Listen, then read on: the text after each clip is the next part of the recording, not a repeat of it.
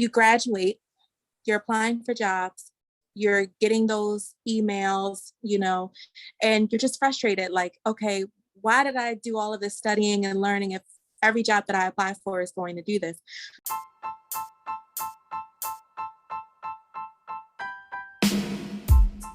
Hey everyone, welcome to Be Insightful in Technology. I'm your host, Shakiria Johnson, and I have Ashley Price-Horton on the line. And she is a career coach. And we'll go ahead and say software engineer as well, but she is also a plethora of other things. And I have her on here today to let you know how she got into the field and how she helps others get into the field of technology. So let's go ahead and get into the into the episode. So Ashley, go ahead and tell us, a little bit more about yourself, some things that you would like for these people to know. Okay, absolutely. So, hi, everybody. So I got into the field in a non-traditional way, I'd say. January 2017, I had lost my job as an advertising consultant, and I was pregnant at the time. I needed money, and I needed a lot of money. So during my job search, I came across a ad for a Java boot camp. It said it was 10 weeks online, and then by the time you graduated, you were guaranteed to land a job that paid a minimum $54,000 a year. Okay, I needed that money. So I applied, I got accepted, and then I decided, you know what? I'm going to start applying out for jobs by week 6. I'm not even going to wait for the whole 10 weeks.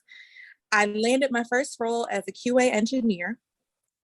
I was in that role for a month, and then I ended up becoming a software engineer a month later. I've been doing software engineering now since 2017. I love the fun that comes with solving challenges and building code and maintaining it and troubleshooting it. And then at the same time as I was doing software development, I started working with other software engineers and giving them coaching sessions at work. And I loved it so much that I decided to start doing it outside of work too, as my own business. So that's why you hear that I do software engineering and career coaching.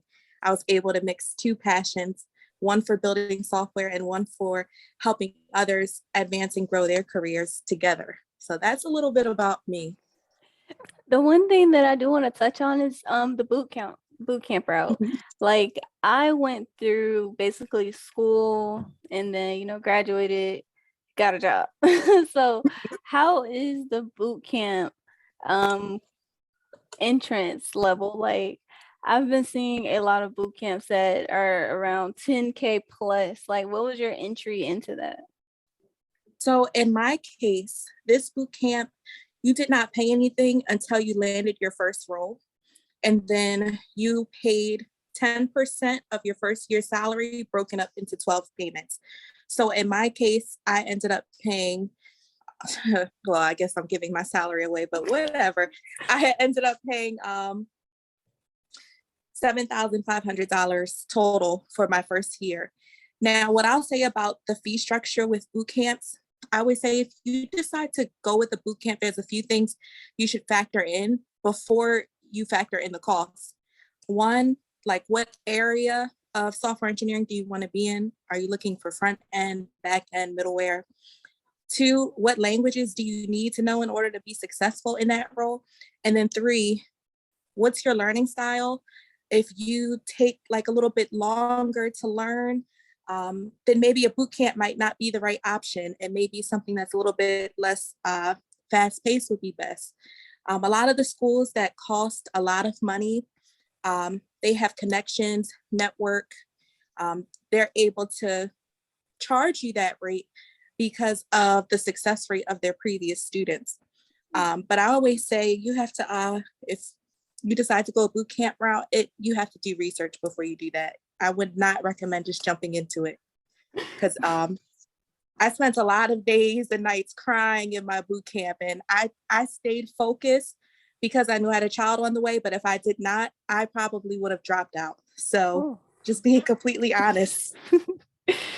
Well, you made it through. You toughed it Yeah. out.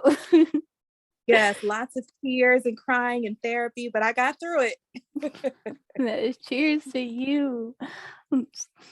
For I am gonna touch like deeper into your boot camp days because I've always wondered what it's like. Okay. So how was the teaching structure of your boot camp? Was it self-paced? Was it instructor led? How did you guys interact? Did you ever interact with the actual other members of the class? Yes, so mine was not self-paced. It was instructor-led for 6 weeks. We were online together for about 4 hours, but it was really about 11-hour days worth of studying. We had a lot of assignments that we had to do outside. The people in my class ended up becoming good friends of mine. Some of us even work together now, like we got hired at the same company. So the only challenge in my case was at times there was a language barrier. So that's something to keep in mind. Sometimes I wouldn't be able to understand what was being said just because of the difference in language and dialect. But yeah, it was all online and it was recorded. So if you ended up missing the session, you could go back in and review that session. But you really had to be dedicated and focused in order to succeed in that boot camp. Okay, so I can see how it would be honestly a great fast-paced route if you're willing to put in the work. I Yeah. honestly, whenever you hear boot camp, I think of like the military. So It was like that. They whip your butt. They whip your butt. It's worth it in the end, as long as you're able to graduate and get that first job, then it's worth it. But I'm not going to pretend like it's easy or it's the most fun thing to go through, because it's not. Like I said, it was really hard. And I spent a lot of days and nights crying, trying to understand material, and then, not being able to understand it, being stuck. And the class is already 4 or 5 lessons ahead, and I'm still stuck on this one issue, trying to, understand it. So you go through a lot of challenges in boot camps, but I don't know. I love it. I recommend it to those who have the ability to do it and want to. what about the support? I know when I have issues, I need to reach out to someone. Is the Mhm. support level there with the instructor or your other classmates? Um, at that time, I'll say yes and no. So I just want to speak more in a general sense in this case. With boot camps, sometimes your instructor will have like office hours where you can ask them questions during that time. Or if you send them an email, then they'll write you back. But that might be like 24 hours or so. So what I found is going online and doing a lot of your own research and reaching out to people in these Slack and Reddit groups is a great way for you to get answers faster. And then on top of that, when you get into the field and you're doing your work, it's good to be able to find these answers out on your own versus relying on your instructor to do so. So if you can start teaching yourself how to do that in your boot camp, then when you start getting in the job, your research skills will be like that. Um, so I rarely interacted with my instructor when I had questions, and I've rarely interacted with my team. I more so interacted with resources I found online or different communities where they help you solve coding challenges. Okay, so I'm gonna say you have a lot of projects that you did during that boot camp. Yeah, a lot. There were a lot. We had a project, an assignment every class, and we met 5 days a week. And then we had major assignments over the weekends, like really big projects. So it was very intense. I can only imagine. I see them pop up on my feed all the time. It's like, join this boot camp, do this, do that. And I'm like, whew, I need to be dedicated. Yeah, yeah, you definitely have to be dedicated in the right mindset for a boot camp. And some boot camps you can, work a full-time job or a part-time job and be fine. This boot camp, you could not. You could not have another job during it. So that's something to keep in mind too when you're choosing what's the study load going to be like, and how can you incorporate that within your lifestyle. Oh, speaking of that, since it's so intense, how do you manage, everyday life, such as we all know bills come through. They never miss a date, they never miss an appointment. So how was it? Did you work during that time at all? Or did you have like a support system? Because at the same time doing this boot camp, knowing that you have to be like very gazelle, like I focused intense on it. How was that? Like on a realistic standpoint. It was really challenging. Like at the time, the person that I was dating had a job, thankfully, and so we were living together. So he took care of the household expenses. Um, I myself, I started driving for Uber and Lyft. So like I would go through my classes, and then like when I would have some time, my little pregnant self in my car would drive around and pick people up and take them places.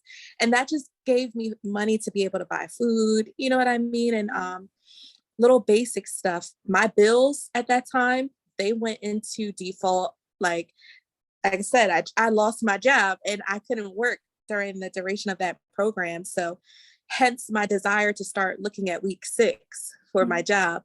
But it can definitely be challenging. So like if you have a program that's like that, um, either A, you want to have a great support system, a financial support system where the people are raised. I would not recommend having like your bills go into default if you can avoid that.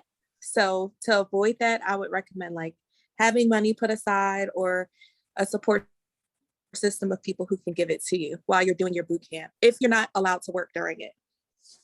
Like, okay, so the process after, well, your week 6 when you were, job hunting, what was that like? Did you go through, redo resumes? Did you reach out to even like old companies you may have applied for, or old people you may have known? Like, what was your job hunting process like during your week 6 when it was just like really, the clock was ticking? What was that like? Yeah. It was my process was so easy. Like when I tell you it was the easiest ever, you'd be like, what? So the boot camp that I worked for, they updated your resume. Okay. So they just sent that to me and was like, use this. And then I got a call from a recruiter. They were a contact of the school. And the recruiting agency was called Tech Systems, High Tech Systems, if you hear me, former employee here. Um, and I had an interview. I had with the recruiter. I did some like coding tests just so they can see that like I knew what I was doing. And then they had me set up with an interview for a role at the company that I'm at now. And I did that interview and I got hired as a contractor for that company, an employee for Tech Systems. So I didn't apply out. I didn't send not one application. I went through a recruiting agency for my first role. And I would definitely say for people, if you're kind of like me and you just want something quick, you don't feel like, doing the whole search, reach out to recruiting agencies. Like they'll put your resume out there on your behalf and you just sit back and do what you want to do. Yeah, recruiting agencies, they do move quick. A lot of times there are projects that companies have that recruiting agencies like they get a piece of. So if you're really looking for something and you just want to, dip your feet in it, you can talk to a recruiter. Um, it's actually not that bad to go through them. It's the whole that you might hear the whole like battle between like contractors and versus, full-time employees, but at the same time, you have to remember you're going in there for experience. So getting the experience and then you can work towards the full-time employee at that site, or you could take your experience and go somewhere else. So Mm-hmm. it is a great thing. That's how I pretty much got started. Just Yeah. getting into, I ended up in like a 2-week help desk thing, and then I ended up at my full-time role with the company I'm at now. So it helps you out. It just provides you the experience, the references for one, and just getting your feet wet. Yes, and it definitely has its pros and its cons for contracting. Because just like you said, sometimes like it's often known that when a company goes through budget cuts, contractors are the first to go. That's what happened to me. That's why I ended up switching into software engineering, right? Like literally a month after my role, because budget cuts, my role got cut. Then I became a full-time employee as a software engineer. So but I had my foot in the door at the company, so I was able to make that transition fine because I was already there. So yeah, contracting definitely has its pros and its cons, but if you use it right, it can definitely help start or shape your career for sure. It really can. Like, don't downplay contracting. Don't Mhm. downplay it. Once I would say I'm currently on a job hunt now, I would say. And I've even reached out to some recruiting agencies that I worked with in the past. And I am looking for something pretty specific. So the time period is not as fast, but for people that are really like just joining in, or like you said, they may have lost their jobs due to budget cuts, and you have like this skill set that you may not know where it goes, but a recruiting agency will know how to help you. They deal with a lot Yeah. of different industries as well. So it's not just technology when you talk to, especially tech systems. They are more than technology. They have a lot of different industries that they work with. So if you're ever looking for something, you need to get, you need to get some quick money. I would say, you know, jump in, speak to a hiring manager at one of the recruiting agencies and just see how it goes. So far, it'll be pretty fun. As long as you're willing to learn, they're willing to help you, pretty much. Yep. And then some of those recruiting agencies will actually help you in areas where they see that you're having some challenges. Like they might have some free courses or training for you to take. Because ultimately, when you get hired, that recruiting agency makes money too. So they have an incentive for helping you because it's also helping themselves. So it's a nice thing. And then also like if you're looking for jobs and stuff, definitely utilize LinkedIn in a way that you can utilize LinkedIn to the point where you don't even have to apply for jobs. Recruiters and hiring managers will be reaching out to you with opportunities and you can just respond that I'm interested and I'm not. Mm. So that's a whole nother topic on its own. But yeah, you have a lot of options for finding your first job for sure. Definitely. Like, I would say my target audience for the show is those who are, recent grads like myself that are just trying to break into the industry. Okay. So it really is a struggle when let's say this, when you've applied to like a bunch of different jobs and you're getting those emails saying, sorry, you're not chosen for this role. We picked someone else. We'll keep you in the system just in case we need you, knowing they're not Yeah. gonna call you later. But it's a struggle. It starts to overwhelm you. You start getting burnout. But utilizing the tools that you have in the best way, like honestly, LinkedIn, because you get to actually talk to people, is better to get an interview. Like I recently used LinkedIn for a role that I'm trying to look for. I'm looking to be a network engineer. I want to take that jump into network engineer. I'm in network operations. So Okay. I utilized LinkedIn for some companies, spoke with some people, actually networked with a bunch of other network engineers. So Okay. I'm going through like interviews. I am currently on an interview burnout. Like, I understand. But you know what? You make a really good point. I want to add to kind of what you said, like you graduate, you're applying for jobs, you're getting those emails, and you're just frustrated, like, okay, why did I do all of this studying and learning if every job that I apply for is going to do this? So there's a few different avenues that you can take. So we already talked about utilizing LinkedIn, turning on your I'm looking for a job status so that recruiters can see you in their network, updating your resume, making sure that your LinkedIn is also optimized and has keywords in it so that when recruiters are doing their job hunting on LinkedIn, and they're using keywords to find you like network engineer, software engineer, that your profile pops up. You can also add your resume to career sites like careerbuilder.com, I believe monster.com. You can do that as well. I just recommend taking your address off of it and just having your city and state, not your full home. And then also utilize social media like these Facebook groups.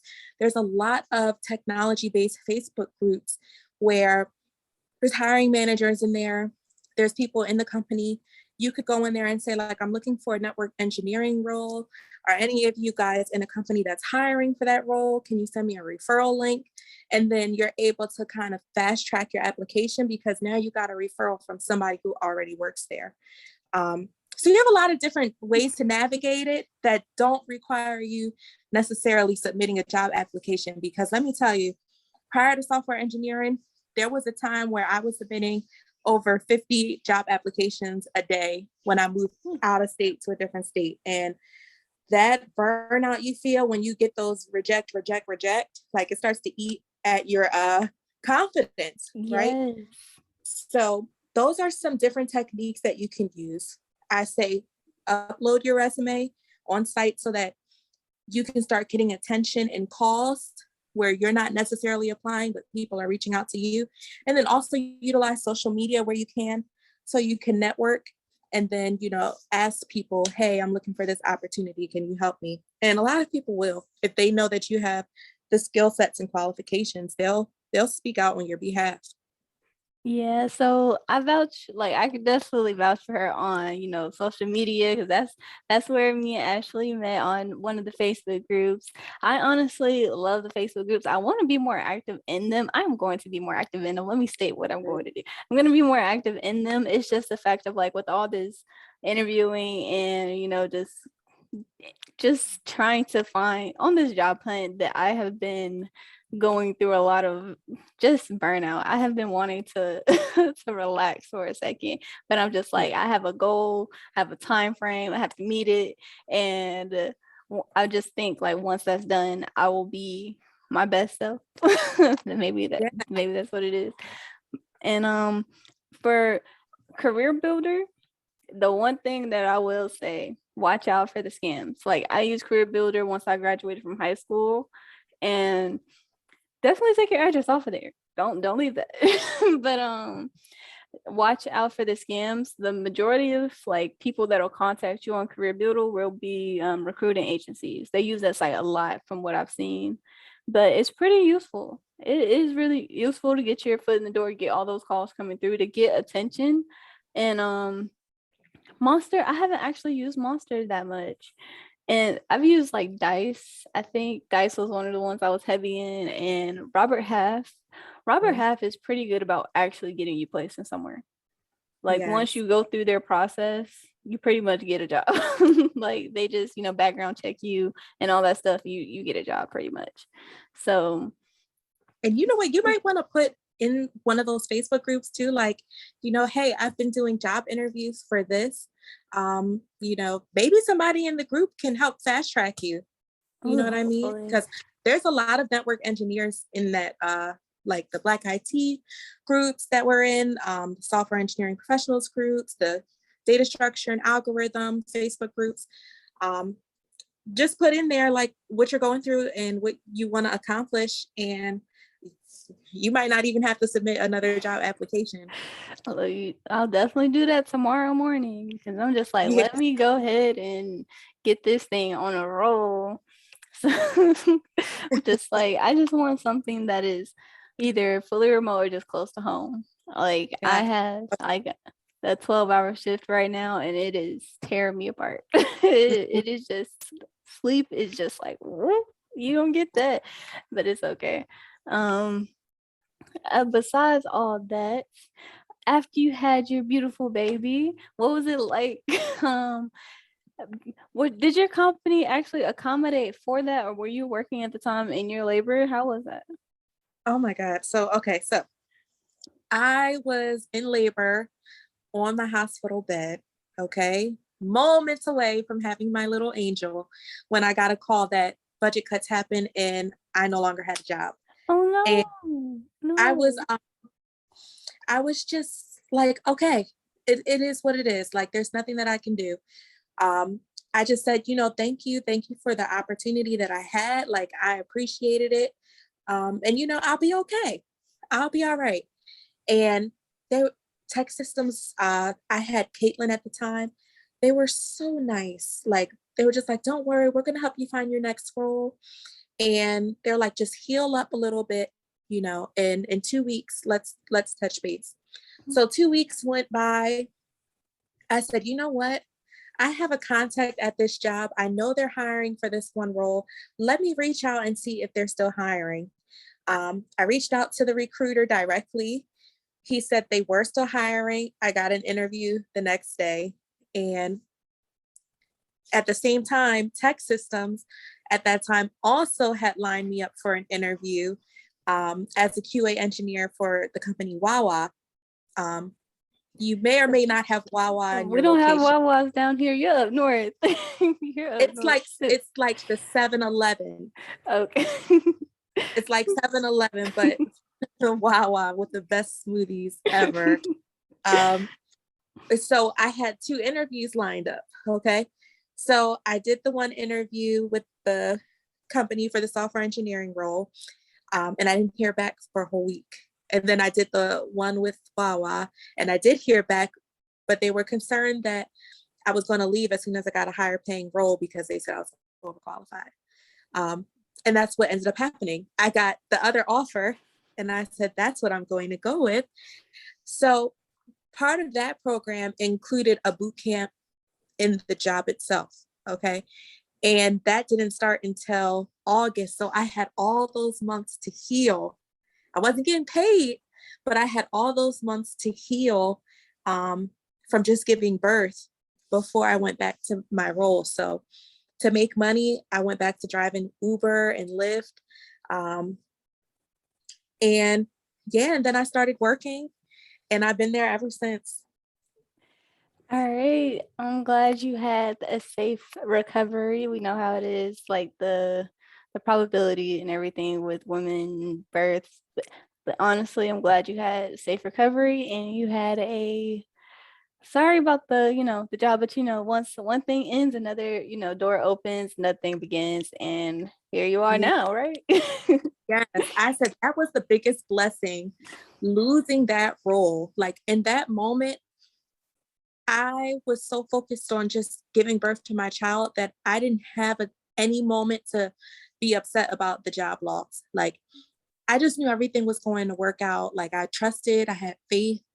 And it was the best blessing because with that came an almost $25,000 raise. So there was no sadness on my face. No way.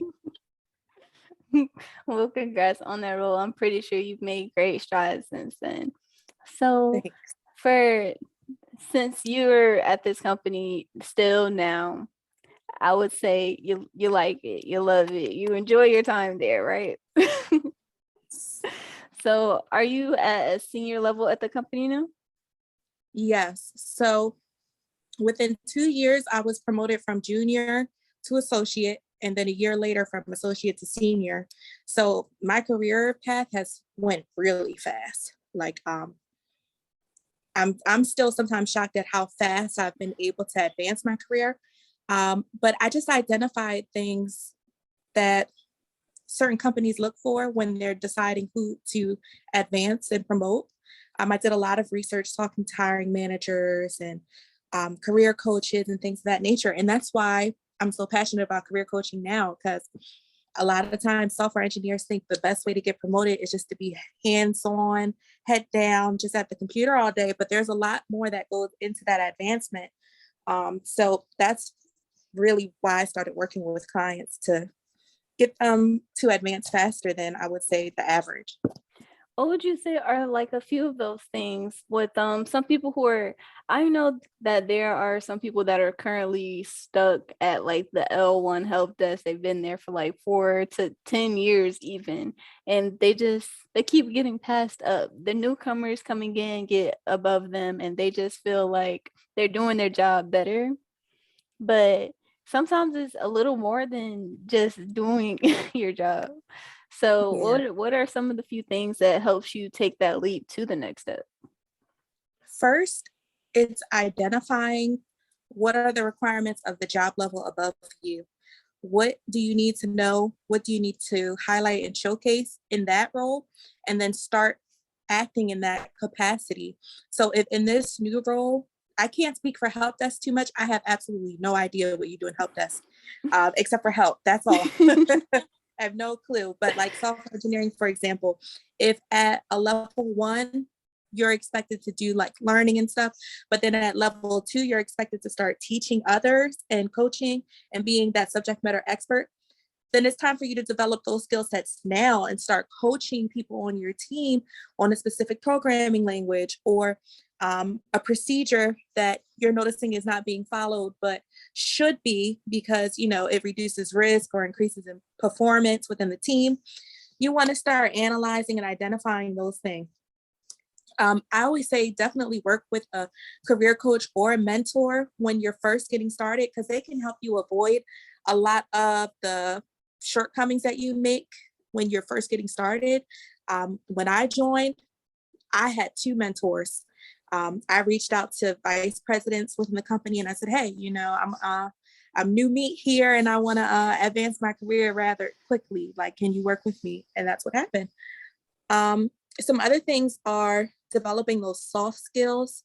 So that's things like your emotional intelligence, developing your leadership skills, being able to identify personality types and how to best navigate work situations based off of those personality types. You have things such as networking, being able to know who is who and who knows what, and solving problems. Researching is a big one. And then if you can find a way to document processes and procedures that are not already there, just for overall visibility within the company you're working for. I know that's a big thing people like. And then lastly, being on highly visible projects that are seen by upper management and management's management, if that makes sense. Just things that are really going to stand out, being a part of those projects, even if that means volunteering, like those kind of things help you fast track your career rather than just doing your job. Because if you just do your job, sure, you might be promoted one day, but it won't be as quickly as the person who follows those kind of tips because that person is showing that they're ready for the next level right then and there. Whereas the person who's sitting down and just doing their job is showing that they're acting in their current role's capacity. That's it. Okay, that was insightful. I love that. Honestly, I love that. I need to take your advice. I need to get a career coach. Would you suggest, as a career coach, would you suggest someone getting a career coach that specializes in the industry or specific kind of like job, like track that they are looking for? Yes and no.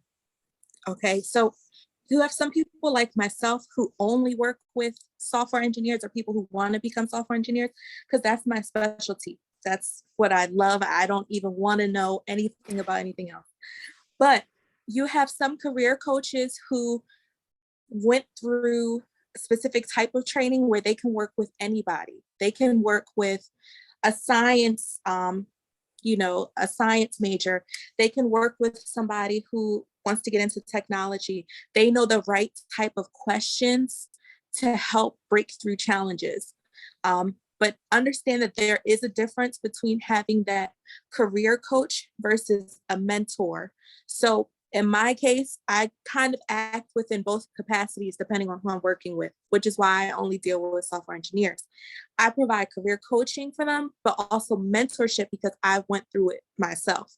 If you want somebody who can really hold your hand tell you the things that you might need to do, should avoid, then maybe a mentor would be the right aspect to go. And then in that case, having somebody who is aligned with your path would be the best type of person to speak with. If you're just trying to break through, you don't necessarily need that hand holding because you're able to come up with that information yourself, then a basic career coach might be best. But me, I pretty much do career coaching and mentorship in one. I tend to cross the line a lot, but that's why I stay within the software engineering realm. Okay, so a little bit, promote your career coaching. So we don't never know who's going to hear this and who may be out in your area, or if you only deal with virtual clients, promote it. Go ahead and, share your career coaching business. Okay, sure. Thank you. So I have a company. It's called Money Made Virtually. So you can find it by going to moneymadevirtually.com. And what I personally do, I like working with two types of clients. One is a client who wants to become a software engineer, doesn't know necessarily how to go about it, but doesn't want to spend 4 years in college to become one. I like to help you fast track your career so that you can become a software engineer quickly. And then the other type of client that I work with are software engineers already. They may be junior or associate level, but they want to advance. Maybe they've been in their role for a year and they're like, man, I'm just getting skipped over, for promotions and stuff, and my raises are so low. How can I take my career to the next level? So I work with those kind of clients as well.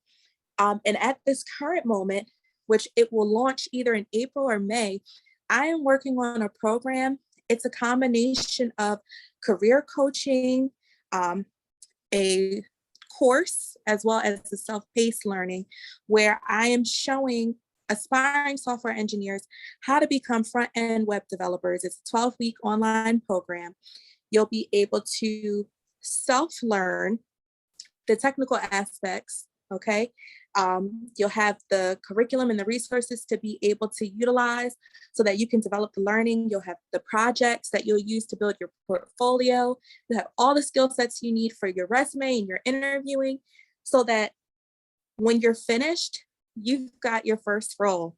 So I'm taking what I do with my one-on-ones and I'm making it into a group coaching community so I can help more people at once. And that'll be coming soon, so be on the lookout for that. But at this moment, I work one-on-one with clients online via Zoom. We usually meet either bi-weekly or once a month, depending on, the client's needs at that time. But I help with all different types of things like promotions. I said that, getting into the field. Sometimes I have to coach clients on navigating work issues as a software engineer. Navigating team, problems and management problems. So I just analyze, and if it's something that I feel like I can coach and help that person with, then I'll take them on as a client. Y'all hear that? She got you. Yeah, and I love it. It's like something about that transformation that people go through. Like, it just energizes me. It makes me feel good. Like, if I didn't have bills, I would do that for free. Like, if I didn't have little children to take care of, I would do career coaching just for free. That's how much I love it. So if you're looking for one and your interest is in software engineering, then, feel free to reach out. You can find me on LinkedIn. My LinkedIn is Ashley Price-Horton, or you can just go to the website and then you can schedule something directly from there. I'll make sure I include her info in the show notes and description. Check it out. Also, subscribe to the podcast to hear more. And let's get back into it. I really love that you were able to, pay it forward and help people actually progress in their fields, because that is like what I want Be Insightful in Technology to be about. It's just those who are in the field helping others get in, help them move up. We're lifting as we climb. Yes. So I honestly love bringing on guests that can do that, that have, proven that they can do that too. So your efforts do not go unnoticed. Oh, thank you. So sweet. Let's see. What are some things that you feel like can be changed in the field currently? Like, what are some things that you're noticing since you're kind of like at a senior level? What are some things that you would like for, those junior entry level people to start doing, or even higher ups to just at least acknowledge? I would say a couple things and in different areas. So I would say for hiring, instead of just going to, the big major colleges, find other ways to do your diversity and inclusion hiring. So like maybe instead of just going to like that HBCU where yeah, that's great, but there's a lot of people who can't afford to go to that HBCU, but they're in these meetup communities. Finding ways to reach more people who are not in college. Like that was one of the things that I had pushed, being here is how do we get that talent that you don't see in the college realm? How do you find those boot camps? How do you, get to the city level? So that was one thing. For juniors, I would say when you first get your first role, find that mentor or career coach like within your first month. Don't wait until you're a year out and you're starting to have problems or you didn't get that promotion to get started with a mentor or a coach. Do that immediately and make sure you vet your coach too. Whether you find somebody that's free in your company or you pay somebody outside of your company. Also, for the junior people, when you're first coming into the role, do a lot of research your first month, figure out like the ecosystem. How are applications interacting with each other? Who knows who knows what? When there's a problem, who can you reach out to within the different departments to get those solved? So start creating like your own contact list, so that like, let's say something breaks down and it's part of, the networking team. You say, oh, I know Johnny on that team. He handles this. Here's his contact info, contact him. Then now all of a sudden you're the person that people go to when an issue happens because they know who to reach out to. And that's the kind of stuff that you want to be known for. That's going to help you a lot with advancement. And then also be mindful about what you share and the details that you share, because it's easy to get comfortable with people. But until you have developed trust with people, you don't always know what people's intentions are with your information. So I would say be careful with oversharing. Let other people talk about themselves more and don't repeat what they say to you. That's how you develop that trust. You'd be surprised. Like some people will, go to a happy hour with their coworkers and it'll be the first time and they'll see their coworkers drinking crazy and then they start drinking crazy.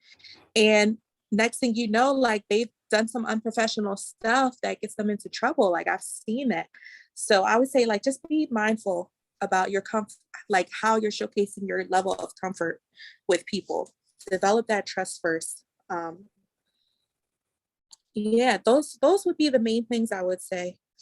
That last one honestly was the first time that I've heard that as like a change that needs to be made like within. I've heard it like in general, but having someone mention that as a change is honestly it is a lot more shocking. It really is kind of crazy that even now I have coworkers that overshare and I'm just like, I'm not going to do anything with information because it's not like I want to come for you type thing. It's not like I'm trying to, harm your job, harm your position. But there are a lot of things that could, if anybody else heard this type of stuff, you would not be here. So Yeah. it is like the people you work with are not always the best people to spill out all your heart's feelings to. Let's say it like that. Yes, exactly. And that you take your time with getting to know people, like listen to what they're saying to you. Do they talk about other people in the office? Do they overshare their friends' stories? Do they tell you, don't say anything because this person told me not to say anything? But like, then don't share your information with that person because they're going to spill the tea about you too. And that can really hinder your ability to be promoted to like that senior vice president level because of the gossip that people know about you, because you overshared when you were comfortable. So just be mindful of that. I do believe that you can have friends at work. I do believe that you can have some of the best friendships at work, but they have to be earned. So just be mindful. Yes, that is the truth. They have to be earned because I think that like everyone is, trying to move up, at least, work that corporate ladder if they're there. And once you're a coworker and you are kind of like head to head for a role, it may get ugly. It may Yep. get Yep. Or you get promoted before they do. Mhm. And they feel some kind of way because like, how did this person get promoted? Like they just had this issue in their personal life. And next thing you know, you're like, dang, Right. I I thought thought you'd be happy this for was right. So yeah, and that happens. That happens. I've experienced that firsthand myself. So that's why I give that piece of advice. Like be mindful of that because everybody does not have great intentions. So definitely use that discernment before you start spilling things about yourself. Yes. Like don't take that lightly. That is that is really important. Get to know these people, but don't tell them too much information. Mm-hmm. If you never see them outside of work, like y'all are never going anywhere outside of work, y'all know y'all are work friends. Yes, So there you go. just keep it there. Y'all might eat lunch every now and then, but let's not take it too serious. So Yes.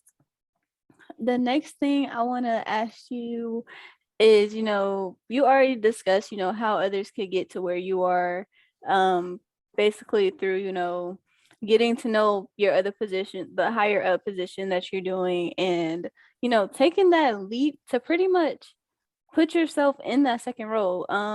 What is it? It's a quote. I can't remember what it is right now, but it's like, don't be where you're at, what is it, like dress where you want to be, or Yeah. what role you want to be in instead of the role that you're in.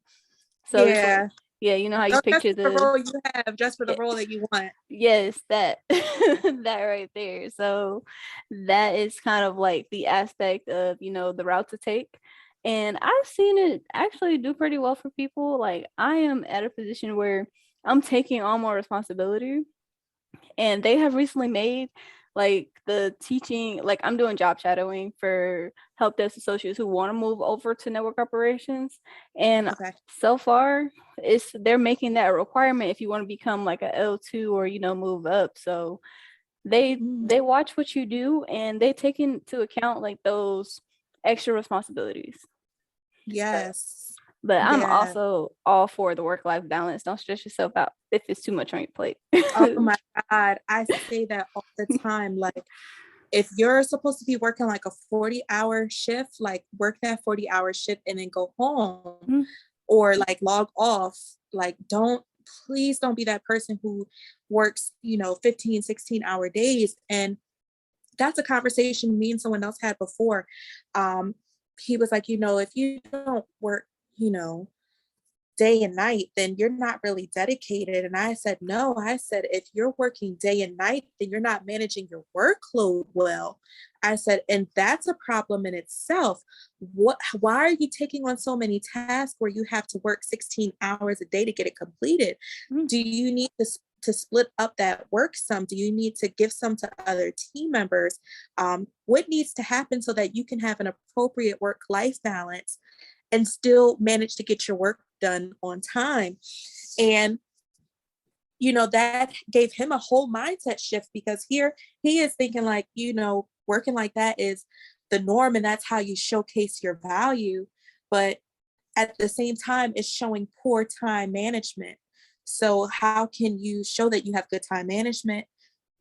You're able to, outsource tasks when necessary. You're able to say no. You're able to delegate tasks. Those are the kind of traits where, okay, you get that 40-hour work-life balance and you come out on top. Yes, like honestly, I'm since I have been in the workforce, like I'm young, I'm 21. So the work-life balance to me has been like a topic of conversation a lot, simply because it's shifting from like the old mindset. Especially when we started working from home, it's definitely changed. Like a lot of more people want that work-life balance. They're just like, okay, it's not work all the time. I need to put my family first. Like, especially during COVID, like literally, I realized that it's not all about work. And I'm a workaholic. And I was just like, it's no reason to be a workaholic. I need to enjoy life sometimes, talk with family, because you might not know when the last time you're gonna see them. So it's it's very important to have work-life balance. And if COVID taught anything, it's that one point right there. Like your family, your friends can be here one moment and then gone, and not being able to attend a funeral because you have to work. It's like the worst feeling in the world. Like, so having that work-life balance is important. Listen, I can't wait till in the next few years, a 4-hour work week is the norm. Like that's what I'm working towards in my own business. Like, give me that 4-hour work week so I can spend time traveling and doing things with my family and friends while also still having that, impact. So definitely prioritize your life outside of work too. These are this is the only time that's guaranteed to you. If the last year has not shown you anything, it is that, time is essential and you don't get it back, and there's no guarantee that you'll have it tomorrow. So right. If you look at your life and you're saying, man, I wish I could do XYZ more, then it's time to find ways to do that. And if that means having to, switch companies so you have that better work-life balance, or switching jobs to give you that, then do what you have to do. Like definitely make it a priority. And even if you're, at your current company or looking to switch, you can negotiate with them. Like I wouldn't say maybe the hours change, but try to negotiate work from home if you're in office, or just making sure you set those boundaries at work to ensure you're not being overloaded with things that it causes to seep into your life. So Yeah. like I've heard from so many of my higher ups who are almost ready to retire. They were just like, I've been here many years. Don't put work over your family. Don't put work over, your happiness. So if they've gotten to that point where they have worked themselves to the bones and they realize like the true meaning, it's saying something. It's saying something. It really is. Like, heed those warnings and don't set yourself up to be put in that type of position. And that's a good point too. Like where you were asking me, what should juniors think about when you're coming in? You're so dedicated. You want to prove yourself. You might start taking on more tasks than is necessary. Don't do it. Don't do it. It's like, don't set yourself up to work those 12 to 16-hour days and think that that's how you're proving yourself. Find a way to stick to your regular shift, do that work, get it done on time, and then move on to the next thing. Like, just don't set yourself up to have that expectation early on. Because if you give the expectation that, work is your life, then expect to be treated like work is your life. And then when you want your life back, it's going to be hard to get it back. So just very important point. Right. Like that is such a very important topic that I want to like bring in like multiple levels of people and like different positions just to have like a panel discussion on that, because work-life balance is one of the key things especially like when I've been doing interviews, they ask me like, how is your work-life balance? And I ask them, how is you being like there at the company? How is your work-life balance? So it's important. It just is. Let me. All right. But For our little last take of the day, what is a motivating and insightful quote that you would like to, share to everyone that's listening? I personally believe that whatever goal or aspect in life that you want to accomplish, you can do it with the right mindset, the right resources, accountability, and dedication. So if you have a goal, and for example, if your goal is to become a network engineer, have the vision, do what needs to be done to get you there, like bulldoze through roadblocks, bulldoze through those no's, those rejection letters. Keep pushing forward because nothing can ultimately keep you from where you're meant to be. Ooh. So that would be my quote for you guys. Quote by Ashley Price-Horton. Look, that one touched my soul. Oh man. But I definitely love the quote. Go ahead and say your business name again. Go ahead and drop that information so they remember who you are, what you do, and how to get in touch with you. Yes. So again, I'm Ashley Price-Horton. I'm a software engineering career coach. My company is Money Made Virtually. You can find it moneymadevirtually.com. And if you want to connect with me on, professional social network, I'm on LinkedIn, Ashley Price-Horton. All right, y'all heard it. And I hope you guys can, join in on her course once it is up.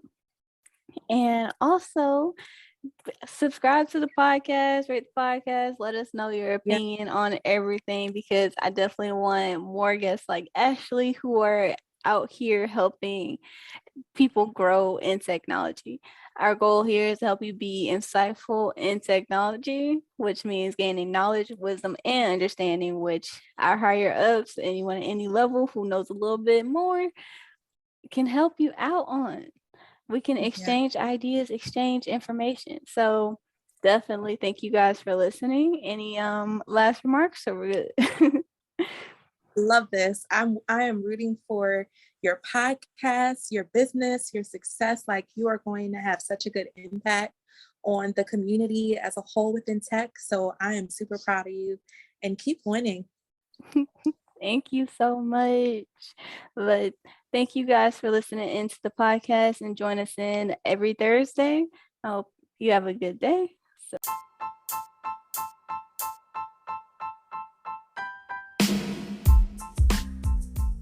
Thank you for listening to Be Insightful in Technology. Hope to see you again soon. Check in with us every week on Thursday and listen into this podcast. If you like the episode, go ahead and rate it and subscribe on the platform that you're listening. And also, don't be afraid to reach out to me on LinkedIn if you want to be a guest. I'm at Shakiria Johnson. Link is in the show notes. Go ahead and just reach out to me. Don't be afraid. We're open to discussing whatever we can.